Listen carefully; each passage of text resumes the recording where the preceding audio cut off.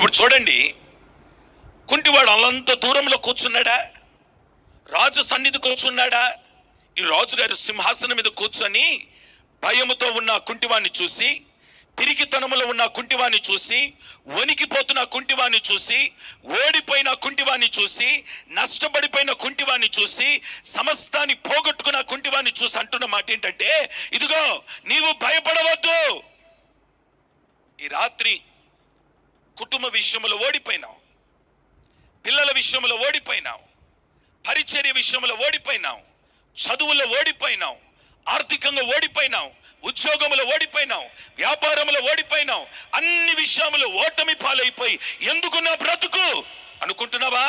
ఈ రాత్రి చరిత్ర మార్చే దేవుడు అంటున్నాడు, నీవు భయపడవద్దు. నీ భయాన్ని కొట్టివేయడానికి రాత్రి ఈ ప్రాంగణములో యేసయ్య అడుగు పెట్టున్నాడు. ప్రవచన రీతిగా ప్రభు నీతో మాట్లాడుతున్నాడు.